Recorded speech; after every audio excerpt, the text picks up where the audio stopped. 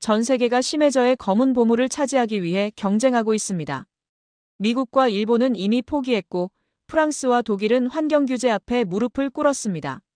심해 5,000m, 인간의 기술과 용기를 동시에 시험하는 금단의 구역. 그 누구도 다시 들어가지 못한 그 어둠 속으로 묵묵히 들어간 한 나라가 있습니다. 그리고 마침내 세계가 불가능이라던 심해저에서 검은 보물을 끌어올린 단 하나의 깃발. 작지만 단단한 나라, 바로 대한민국입니다. 대체 무슨 일이 있었던 걸까요?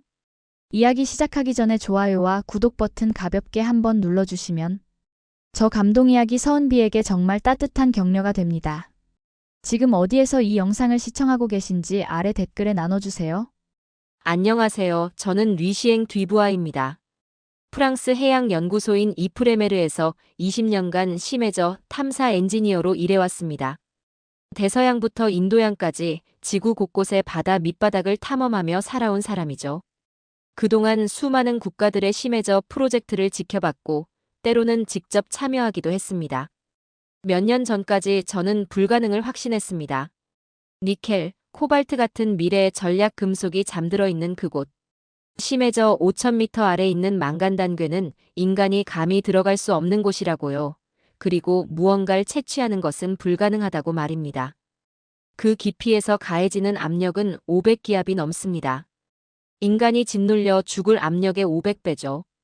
게다가 완전한 암흑 속에서 정밀한 작업을 해야 하고 조금만 실수해도 바닥 생태계 전체가 파괴될 수 있습니다. 첫 번째 도전자는 미국이었습니다. 미국답게 막대한 자본력과 최첨단 기술을 동원했죠. 하지만 연이은 실패와 환경단체의 반발에 부딪혀 결국 빈손으로 철수했습니다. 두 번째 도전자 일본도 마찬가지였어요. 그들은 정밀한 로봇 기술을 자랑했지만 이곳의 극한 환경 앞에서는 무력했습니다. 줄줄이 도착한 독일과 노르웨이 등 세계 유럽 국가들도 차례로 포기 선언을 했죠. 그런데 이상했습니다. 모든 나라가 하나둘 손을 놓고 떠나고 있는데 유독 한 나라만은 계속해서 연구를 이어가고 있었거든요. 바로 한국이었습니다. 처음에는 이해할 수 없었어요. 프랑스나 독일보다 해양 기술력이 뒤떨어진다고 생각했던 나라가 왜 포기하지도 않고 혼자 남아서 연구만 계속하는 걸까요? 당시 국제해적기구 회의에서 한국 대표단을 만났을 때의 기억이 선명합니다. 다른 나라 대표들이 절대 불가능한 일, 인간의 영역이 아닌 일이라며 고개를 저을 때 한국 연구진들만은 묵묵히 자료를 정리하고 있었죠. 마치 다른 세계에서 온 사람들 같았습니다. 류시eng 씨, 우리는 포기할 이유가 없습니다. 한국해양과학기술원의 윤태식 박사가 제게 한 말이었어요. 그 눈빛에는 확신이 있었습니다. 근거 없는 자신감이 아니라 무언가 확실한 계획이 있다는 느낌이었죠. 그때부터 저는 한국의 움직임을 주의 깊게 관찰하기 시작했습니다. 1996년부터 국제해적기구 이사국으로 활동해온 한국은 이미 2009년에 독자 개발한 심해 채광 장비로 실외역 시험을 성공시킨 바 있었습니다. 하지만 그때는 작은 규모의 실험에 불과했죠. 한국이 진짜 본격적으로 움직이기 시작하고 세계를 놀라게 한 건 몇 년 전부터였습니다. 해미레호라는 이름의 심해 채광 로봇을 개발했고 이사부호라는 연구선을 투입했어요. 처음 들었을 때는 솔직히 우습다고 생각했습니다. 강대국들도 포기한 일을 작은 나라가 해낼 수 있을 거라고는 믿지 않았거든요. 하지만 시간이 지날수록 한국의 접근 방식이 다르다는 걸 깨달았습니다. 다른 나라들이 최첨단 기술과 막대한 자본에만 의존했다면 한국은 자신들이 경험해 온 독특한 방법을 찾고 있었던 거예요. 태평양 한복판 클라리온 클리퍼톤 해역이라고 불리는 그곳은 망간단궤의 보고입니다. 망간, 니켈, 코발트, 구리 등 미래 산업에 꼭 필요한 금속들이 심해 바닥에 널려 있죠. 하지만 그 깊이가 문제였습니다. 신의 깊이라고 불리는 5,000m 아래는 인간이 접근할 수 없는 영역이거든요. 국제사회는 한국의 도전을 곱지 않은 시선으로 바라봤습니다. 환경단체들은 무책임한 도전이라고 비난했고 경쟁국 언론들은 한국의 무모한 모험이라고 조롱했죠. 심지어 일부 전문가들은 기술적 검증도 없이 덤비는 것이라며 우려를 표했습니다. 그런 비난 속에서도 한국은 흔들리지 않았습니다. 오히려 더욱 치밀하게 준비를 해나갔어요. 염분 농도 차이를 이용한 플럼 제어 방식이라는 다른 나라에서는 시도하지 않은 독창적인 기술을 개발했다면서도 섣불리 그 바다로 뛰어들지는 않았어요. 저는 점점 더 궁금해졌습니다. 도대체 한국은 무엇을 믿고 이런 도전과 기다림을 계속하는 걸까요? 그 답을 찾기 위해 저는 한국 연구진과 더 가까워지기로 결심했습니다. 어느 날 부산에서 열린 국제 심해저 세미나에 참석했을 때였습니다. 한국 연구진들의 발표를 들으면서 놀랐습니다. 그들은 단순히 기술만 이야기하는 것이 아니었어요. 바다와 함께 살아온 한국의 전통, 조선업으로 다져진 해양 기술, 그리고 무엇보다 다음 세대를 위한 책임감에 대해 이야기했습니다. 우리는 바다를 정복하려는 것이 아닙니다. 바다와 함께 살아가는 방법을 찾는 것입니다. 그 방법으로 태평양 한가운데 심해저로 들어갈 겁니다.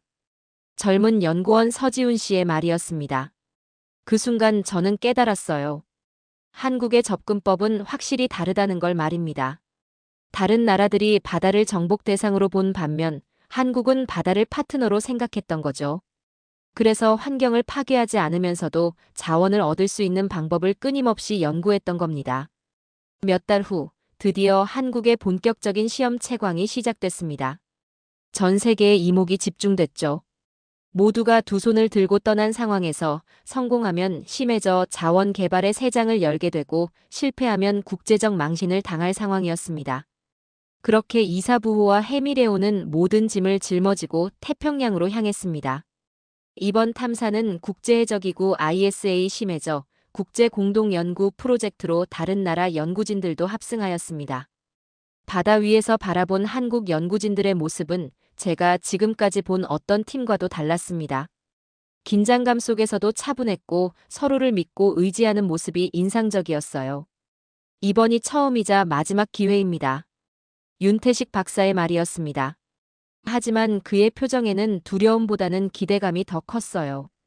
태평양 한복판에서 펼쳐진 한국의 도전은 처음부터 순탄하지 않았습니다. 이사부호가 목표 지점에 도착한 첫날부터 문제가 시작됐어요. 해미레오 심해 채광 로봇의 1차 투하에서 예상치 못한 오류가 발생했죠. 잠깐 이리 좀 와보세요. 서지훈 연구원이 저를 급하게 불렀습니다. 모니터 화면에는 붉은 경고등이 깜빡이고 있었어요. 해미레오의 압력 센서에 이상이 생긴 거였죠. 이런 일은 처음입니다. 깊이 3,000m까지는 정상이었는데. 윤태식 박사의 목소리에는 당황스러움이 묻어났습니다. 하지만 팀원들은 즉시 비상 대응에 들어갔어요. 밤새 원인을 분석하고 해결책을 찾기 위해 머리를 맞댔죠. 그런데 문제는 기술적 결함만이 아니었습니다. 이 소식이 언론에 알려지자마자 국제사회의 비난이 쏟아지기 시작했거든요. 다음 날 아침, 저는 윤 박사와 함께 국제 언론들의 반응을 확인했습니다.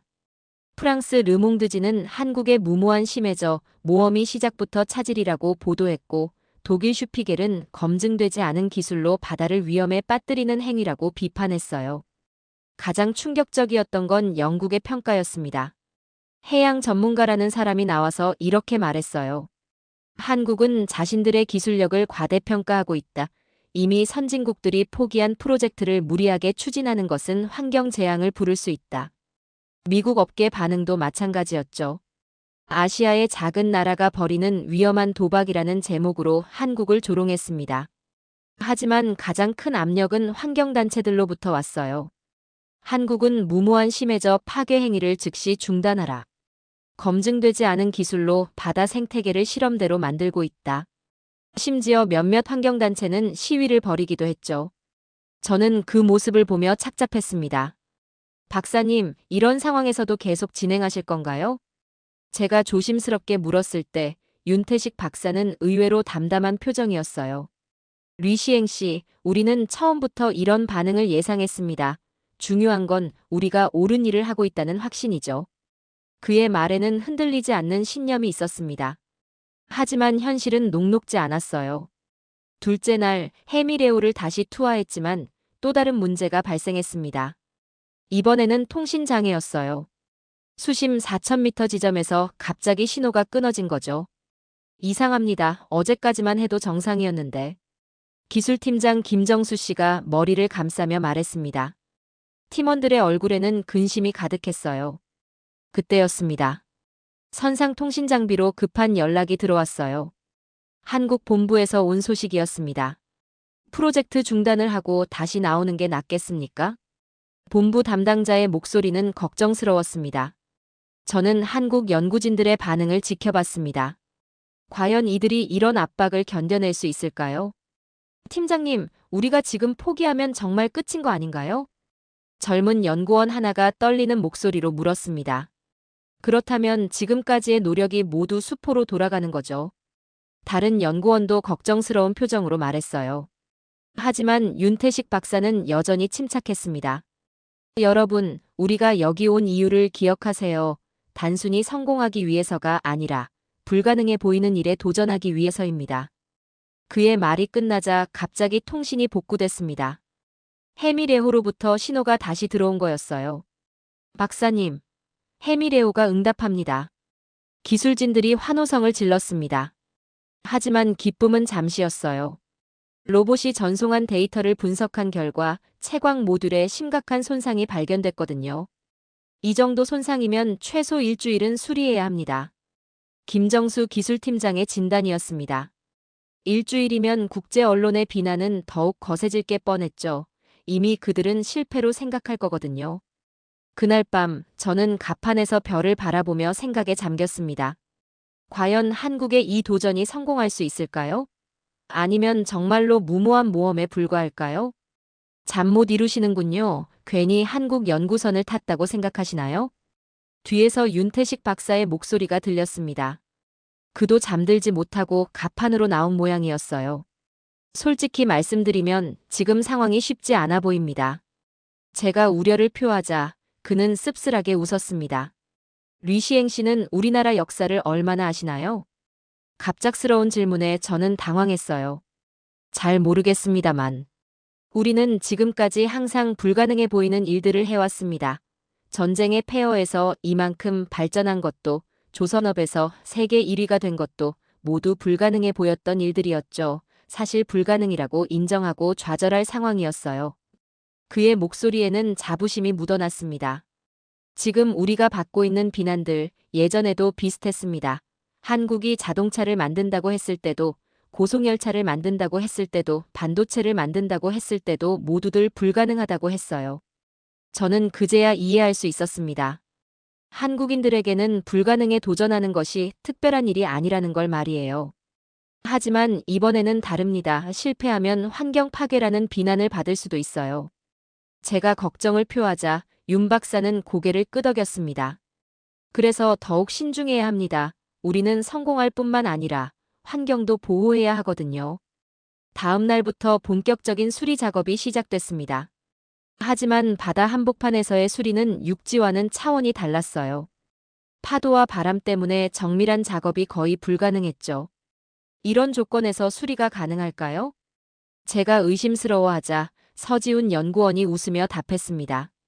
저희는 바다에서 자란 민족입니다. 이 정도 파도는 문제 없어요.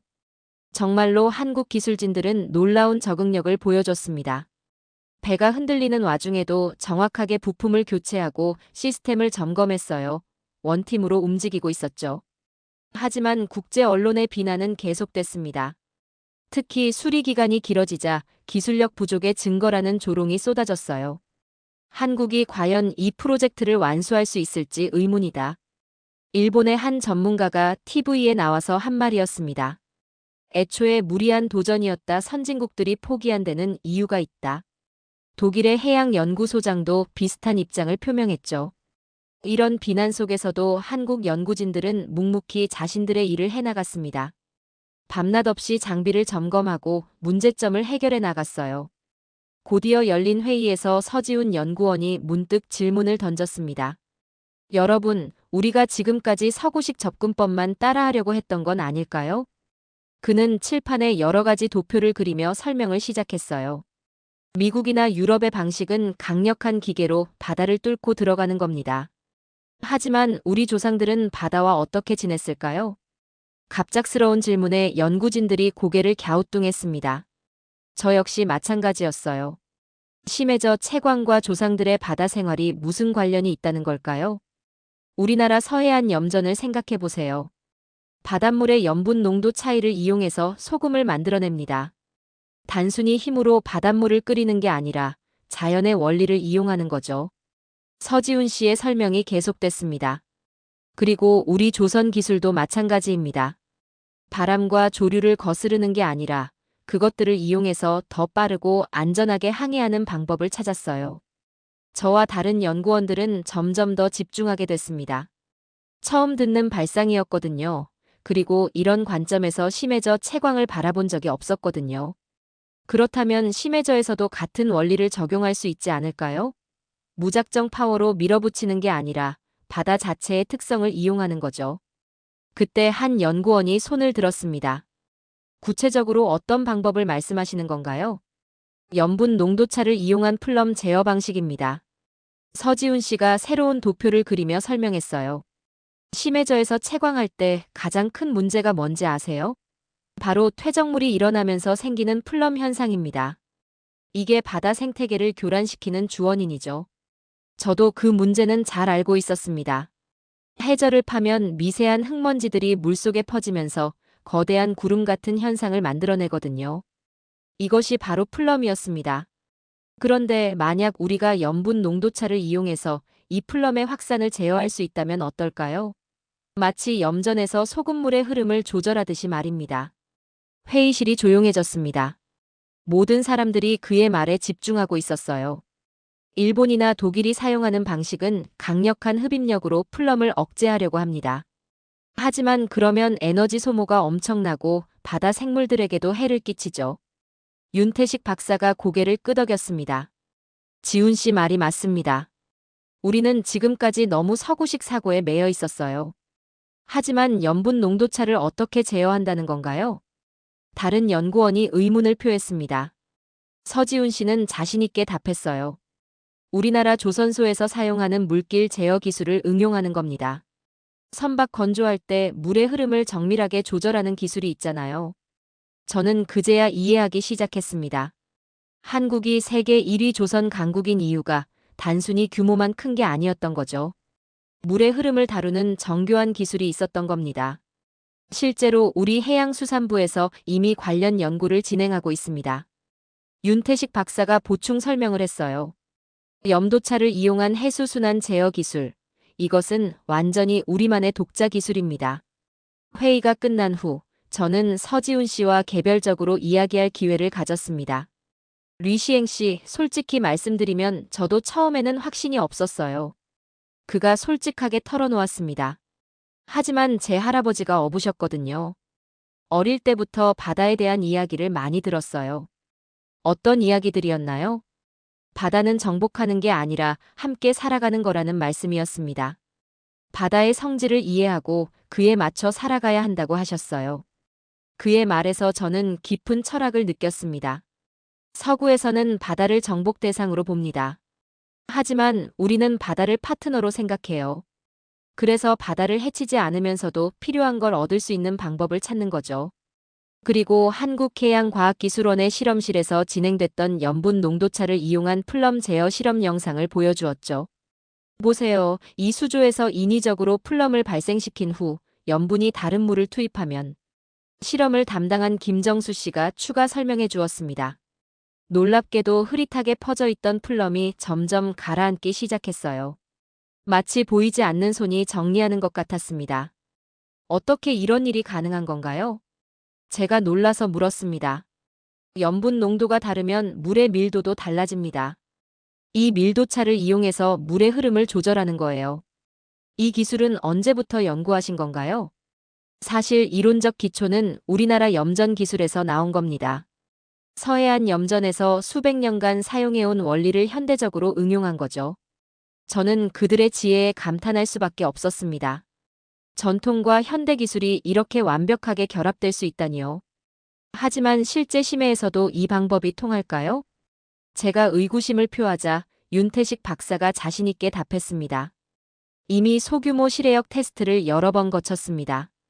성공률이 90%를 넘어요. 한번 해봅시다. 그렇다면 왜 진작 이 방법을 사용하지 않으셨나요? 국제사회에서 검증되지 않은 기술이라고 인정해주지 않았거든요. 특히 유럽과 미국에서는 비과학적이라고 비판했어요. 그 순간 저는 부끄러움을 느꼈습니다. 저 역시 한국의 독창적 접근법을 이해하려 하지 않고 기존의 서구식 관점으로만 판단했었거든요. 하지만 이제는 다릅니다. 이번에도 돌아오게 되면 진짜 끝이니까요. 서지훈 씨가 결연한 표정으로 말했어요. 이제 진짜 시험이 시작되는 거였어요. 하지만 여전히 바다는 여전히 거칠었고 그 아래의 심해는 아무것도 보여주질 않았습니다. 국제사회의 시선은 여전히 차가웠죠. 저는 그때까지도 확신할 수 없었습니다. 하지만 한 가지는 분명했어요. 이들의 도전 정신만큼은 정말 대단하다는 것이었죠. 새로운 장비와 전략과 함께 시작된 세 번째 도전은 처음부터 달랐습니다. 개량형 해미레호에는 염분 농도 조절 시스템뿐만 아니라 한국 조선 기술의 정수가 담긴 유속 제어 장치까지 탑재되어 있었거든요. 이번에는 바다와 싸우는 게 아니라 바다와 춤을 추는 거예요. 서지훈 연구원의 말처럼 이번 작업은 이전과 완전히 다른 접근이었습니다. 강력한 힘으로 밀어붙이는 대신 바다의 흐름을 읽고 그에 맞춰 움직이는 방식이었죠. 투하 준비가 시작됐을 때 저는 한국 연구진들의 표정에서 이전과는 다른 자신감을 읽을 수 있었어요. 불안하거나 초조해하는 모습 대신 마치 오랜 준비를 마친 장인의 여유로움이 느껴졌습니다. 리시행 씨, 이번에는 정말 특별한 순간을 목격하시게 될 거예요. 윤태식 박사가 제게 말했습니다. 그의 눈빛에는 확신이 가득했어요. 해미레오가 천천히 바닷속으로 들어가기 시작했습니다. 1000m, 2000m, 3000m. 모든 시스템이 정상적으로 작동하고 있었어요. 수심 4000m 도달, 모든 시스템 정상입니다. 통신 담당자의 목소리가 울려 퍼졌습니다. 이전과 달리 통신도 완벽하게 유지되고 있었죠. 염분 농도 조절 시스템 가동합니다. 김정수 기술팀장이 조심스럽게 스위치를 눌렀어요. 모니터 화면에는 해미레호 주변의 물 상태가 실시간으로 표시됐습니다. 놀랍게도 로봇 주변의 물이 마치 살아있는 것처럼 움직이기 시작했어요. 염분 농도차에 의해 자연스러운 물의 층이 형성되면서 해미레오를 감싸는 보호막 같은 역할을 하고 있었습니다. 이건 말도 안 돼요. 마치 바다가 해미레오를 도와주는 것 같아요. 제가 감탄하자 서지훈 씨가 웃으며 답했어요. 맞습니다. 우리는 바다와 협력하고 있는 거니까요. 드디어 수심 5000m 목표 지점에 도달했습니다. 해저에는 수천만 년 동안 쌓여온 망간단괴들이 검은 보석처럼 널려 있었어요. 채광 작업을 시작합니다. 윤태식 박사의 명령이 떨어졌습니다. 이제 진짜 시험이 시작되는 거였죠. 해미레호의 채광암이 조심스럽게 해저 바닥에 닿았습니다. 그 순간 예상대로 퇴적물들이 일어나면서 플럼이 생성되기 시작했어요. 하지만 이번에는 달랐습니다. 염분 농도 조절 시스템이 즉시 작동하면서 플럼의 확산을 효과적으로 억제하기 시작한 거예요. 플럼 확산 범위 50m 이내로 제한됨, 예상 범위의 10분의 1 수준입니다. 관측 담당자가 흥분된 목소리로 보고했어요. 이전 다른 나라들의 실험에서는 플럼이 수 킬로미터까지 확산되곤 했는데 한국의 기술은 그 범위를 획기적으로 줄인 거였죠. 첫 번째 망간단괴 채취 성공. 함성이 터져나왔습니다. 모니터 화면에는 해미레오가 검은 망간단괴를 조심스럽게 집어올리는 모습이 선명하게 보였어요. 하지만 그때였습니다. 갑자기 경고음이 울리기 시작했어요. 박사님, 예상치 못한 수온 변동이 감지됩니다. 어떻게 된 거죠? 해저 열수 분출구 근처에서 갑작스러운 온도 상승이 일어나고 있어요. 순간 연구실이 긴장감에 휩싸였습니다. 해저 열수 분출은 예측하기 어려운 자연 현상이었거든요. 진동이 발생하고 있습니다. 더 나쁜 소식이 이어졌어요. 수온 변동으로 인한 해류 변화가 로봇에 예상치 못한 진동을 일으키고 있었던 거죠. 시스템 과부하 위험이 있습니다. 즉시 상승시켜야 해요. 기술진들이 다급하게 외쳤습니다. 하지만 윤태식 박사는 침착했어요. 아직 포기하지 마세요. 유속 제어 시스템을 최대로 가동해 봅시다. 하지만 위험합니다. 우리가 지금까지 준비한 게 바로 이런 상황을 위해서였어요. 그의 결단에 따라 유속 제어 시스템이 최대 출력으로 가동됐습니다. 한국 조선 기술의 핵심인 물의 흐름 제어 기술이 본격적으로 작동하기 시작한 거였죠. 놀랍게도 해미레오 주변의 물이 마치 보이지 않는 방패 같은 역할을 하기 시작했어요. 격렬한 해류 변화 속에서도 로봇이 안정적으로 위치를 유지하고 있었습니다. 신기합니다. 어떻게 이런 일이 가능한 거죠? 제가 놀라서 물었을 때 서지훈 씨가 자부심 가득한 표정으로 답했어요. 이게 바로 우리 조선 기술의 힘입니다. 배가 폭풍우 속에서도 항로를 유지하는 기술을 심해저에 적용한 거예요. 그 순간 저는 깨달았습니다. 한국이 세계 1위 조선 강국이 된 건 단순히 큰 배를 만들어서가 아니었어요. 바다의 성질을 깊이 이해하고 그것을 기술로 구현할 수 있는 능력이 있었기 때문이었죠. 위기는 기회가 됐습니다. 수온 변동으로 인해 해저 퇴적층이 더욱 느슨해지면서 망간 단계 채취가 오히려 쉬워진 거예요. 두 번째, 세 번째 망간 단계 채취 성공. 네 번째, 다섯 번째도 성공입니다. 연이은 성공 소식이 들려왔습니다. 해미레오는 마치 바닷속에서 춤을 추듯 우아하게 움직이며 귀중한 자원들을 하나씩 수집해 나갔어요. 이건 정말 예술입니다. 저와 모든 연구진들이 감탄하자 한국 연구진들도 그제서야 미소를 지으며 뿌듯해했어요. 류시행 씨, 이제 이해하시겠죠? 우리가 왜 포기하지 않았는지를. 윤태식 박사의 말에 저는 고개를 끄덕일 수밖에 없었습니다. 2시간의 작업 끝에 해미레오는 총 50개의 망간 단계 샘플을 성공적으로 채취했어요. 이는 다른 나라들의 시도에서 달성한 것보다 10배 이상 많은 양이었습니다. 상승을 시작합니다. 해미레오가 천천히 수면으로 올라오기 시작했어요. 모든 시스템이 완벽하게 작동하고 있었습니다. 수면으로 올라온 해미레오를 직접 보는 순간 저는 말을 잃었습니다. 로봇의 채취함에는 정말로 검은 보석 같은 망간 단괴들이 가득 들어 있었거든요. 성공입니다. 완전한 성공이에요. 연구진들이 환호성을 질렀습니다. 그 순간 저는 세계에서 유일한 특별한 역사의 현장에 있다는 걸 깨달았어요. 한국이 해낸 건 단순한 기술적 성공이 아니었습니다. 불가능해 보였던 일을 가능하게 만든 정신력의 승리였죠. 그리고 무엇보다 바다를 정복하지 않고도 바다로부터 선물을 받을 수 있다는 것을 증명한 철학적 승리이기도 했어요. 류시행 씨, 이제 세상이 바뀔 겁니다. 서지훈 씨가 제게 말했습니다. 한국이 보여준 이 방식은 전 세계 심해져 개발의 새로운 표준이 될 거예요. 그 순간 저는 확신했습니다. 작은 나라 한국이 정말로 불가능을 가능으로 만들어냈다는 걸 말이에요. 태평양 한복판에서 목격한 그 순간은 제 인생에서 가장 감동적인 경험 중 하나였습니다. 기술의 승리이자 정신력의 승리, 그리고 무엇보다 바다와 인간이 함께 할 수 있다는 희망의 증명이었거든요. 한국의 성공 소식은 그날 바로 삽시간에 전 세계로 퍼져나갔습니다. 불과 며칠 전까지만 해도 무모한 도전이라고 조롱했던 언론들이 이제는 기적적인 성과라고 보도하기 시작했어요. 한국, 세계 최초로 환경 친화적 심해저 채광 성공. 작은 나라가 만든 큰 기적, 한국의 심해저 혁명. 각국 언론들의 헤드라인이 하루가 다르게 바뀌고 있었습니다. 특히 프랑스 르몽드지는 동양의 작은 용이 바다의 보물을 찾다라는 제목으로 한국을 찬사했어요. 하지만 진짜 변화는 이제부터 시작이었습니다. 국제해적기구 규정에 따라 시험 채광으로 얻은 망간 단괴들은 연구 목적으로만 사용할 수 있었지만 그 의미는 상업적 가치를 훨씬 뛰어넘었거든요. 망간 단괴 분석 결과를 확인하는 자리에 참석했을 때였습니다.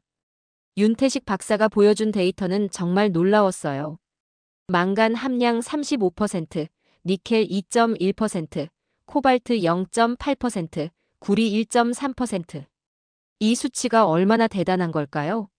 제가 물었을 때 서지훈 연구원이 설명해 주었습니다. 육상 광산에서 채취하는 망간 광석보다 3배 이상 높은 순도예요. 특히 코발트와 니켈은 전기차 배터리의 핵심 소재죠. 미래 광물인 셈이죠. 더 놀라운 건 이 망간 단괴들이 이미 여러 분야에서 활용될 수 있다는 거였어요. 2차 전지 연구에 활용하고 의료기기 업체에서는 MRI 촬영용 조영제 개발에 사용할 수 있죠. 심지어 항공우주연구원에서는 우주선 외벽 소재 연구에도 적용할 수 있고요. 그런데 정말 놀라운 변화는 국제사회의 반응이었습니다. 불과 몇 주 전까지만 해도 한국을 비판했던 나라들이 이제는 앞다퉈 협력을 요청하기 시작한 거예요. 첫 번째로 연락을 해온 건 인도라고 했습니다. 한국에 심해저 기술 협력 MOU를 체결하고 싶다. 인도 해양개발부 장관이 직접 한국을 방문해서 제안했다고 했으니요. 인도는 이미 2012년부터 한국과 해양 협력을 해오고 있었지만 이번에는 차원이 달랐습니다. 인도양에서의 공동 탐사 프로젝트를 제안합니다. 한국의 기술과 인도의 광구를 결합하면 윈윈할 수 있을 거예요. 러시아도 마찬가지였습니다. 북극해 심해저 개발에 한국의 기술을 도입하고 싶다며 공동 연구를 제안했다는 소문이 퍼졌어요. 러시아는 넓은 해역을 가지고 있지만 환경 친화적 기술이 부족합니다. 한국과 함께라면 지속 가능한 개발이 가능할 거예요. 하지만 가장 감동적이었던 건 개발도상국들의 반응이었습니다. 실제로 국제해적기구 ISA 라이선스를 보유한 국가는 일정 비율로 개발도상국 연구원 혹은 다른 회원국 연구원에게 탐사 기회 제공 의무가 있거든요. 나이지리아 해양자원부에서는 한국의 환경보호형 채광 모델을 배우고 싶다며 연수생을 보내려 했고, 베트남, 필리핀, 인도네시아 등 동남아 국가들도 한국의 기술 교육 프로그램 참여를 요청하고 들고 일어섰습니다. 선진국의 기술은 너무 비싸고 환경을 파괴합니다. 하지만 한국의 방식은 우리도 배울 수 있을 것 같아요. 베트남 해양연구소의 응우엔 박사가 세미나에서 한 말이었어요. 이런 요청들에 대해 한국은 놀랍도록 개방적인 자세를 보였습니다. 우리의 기술은 독점하기 위한 게 아닙니다. 전 세계가 함께 바다를 보호하면서 자원을 활용할 수 있도록 돕는 게 목표예요. 세미나에서 윤태식 박사의 답변이었습니다. 실제로 한국해양과학기술원은 국제협력 프로그램을 대폭 확대했어요. 개발도상국 연구자들을 대상으로 한 기술 교육 과정을 신설하고 장비 라이선싱도 합리적인 가격에 제공하기 시작했습니다.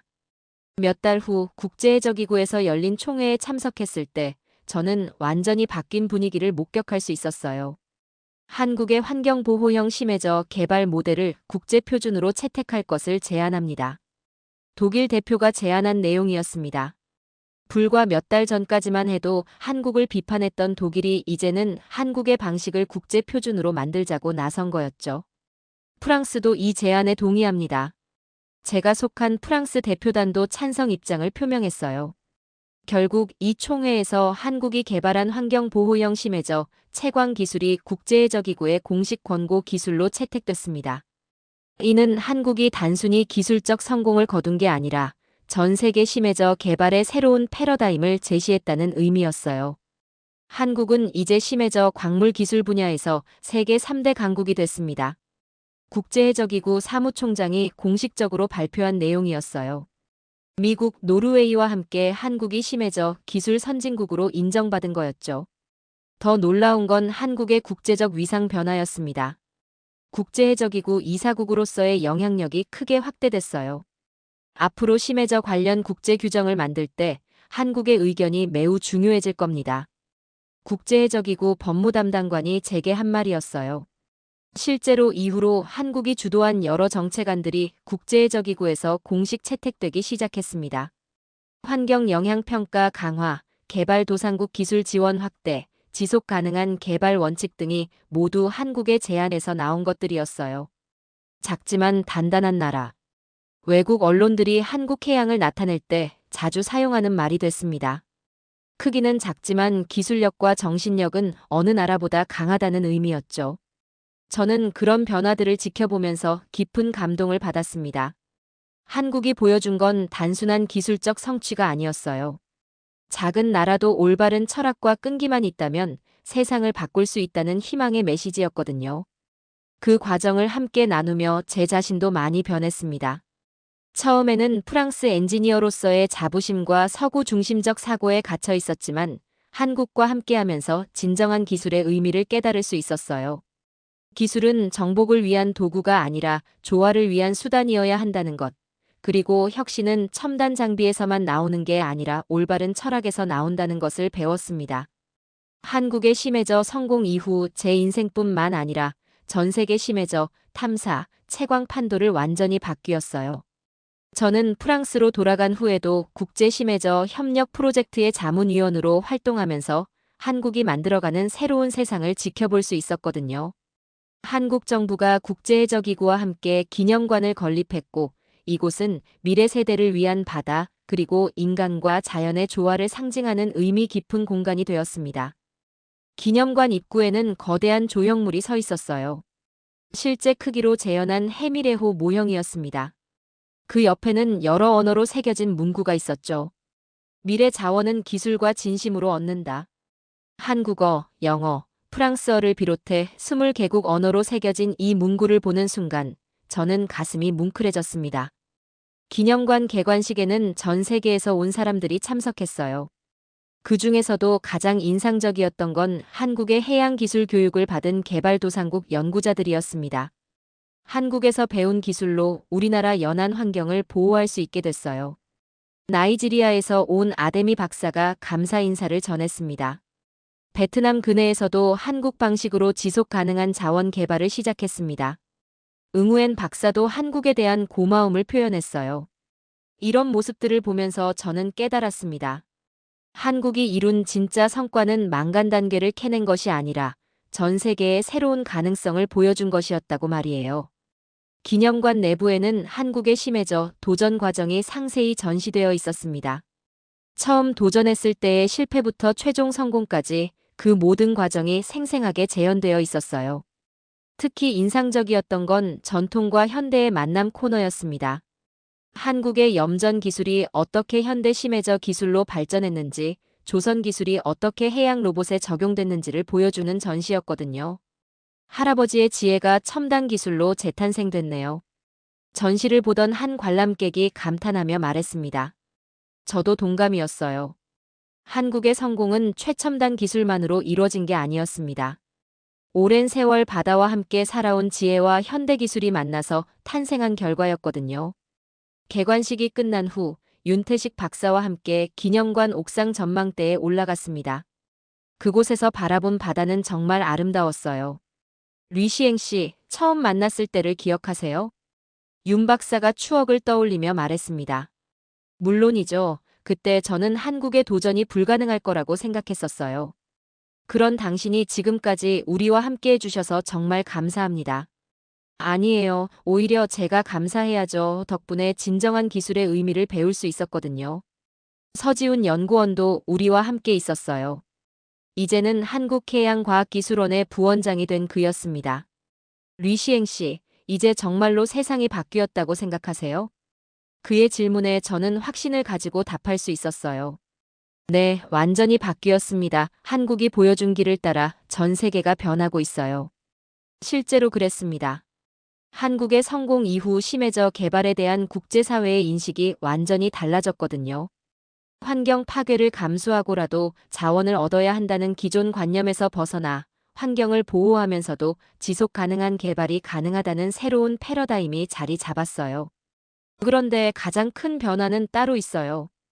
윤 박사가 의미심장하게 말했습니다. 무엇인가요? 작은 나라도 큰 꿈을 꿀 수 있다는 걸 보여준 거죠. 이제 전 세계 어떤 나라든 불가능해 보이는 일에 도전할 용기를 얻었을 거예요. 정말 그랬습니다. 한국의 성공 이후 여러 중소국가들이 각자의 분야에서 혁신적인 도전을 시작했거든요. 며칠 후 공항에서 마지막으로 윤태식 박사, 서지훈 부원장과 작별 인사를 나눴어요. 류시행 씨, 프랑스에 돌아가서도 우리 일을 잊지 마세요. 물론이죠. 이 경험은 제 인생에서 가장 소중한 기억이 될 거예요. 앞으로도 계속 협력해 나가요. 바다는 모든 인류의 것이니까요.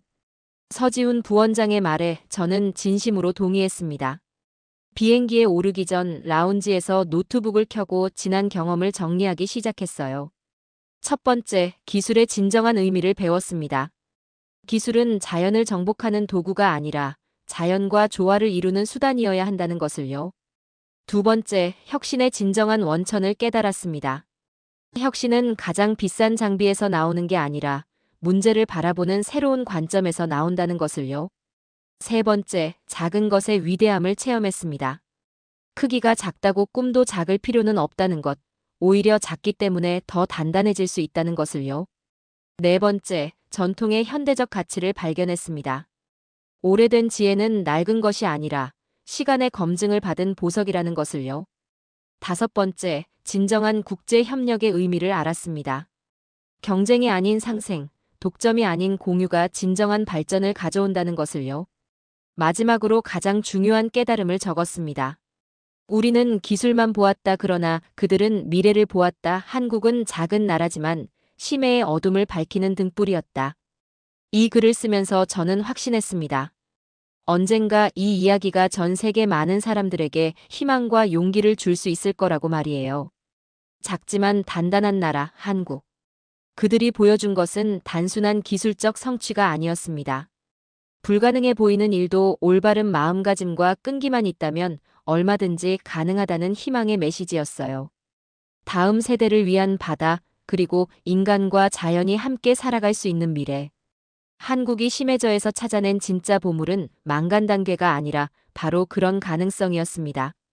여러분, 오늘의 이야기 어떻게 들으셨나요?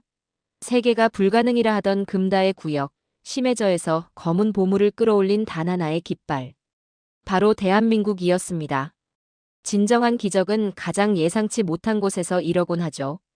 어둠을 뚫은 건 기술보다 진심이라는 것을 보여주는 오늘의 사연을 함께 해주셔서 감사드립니다.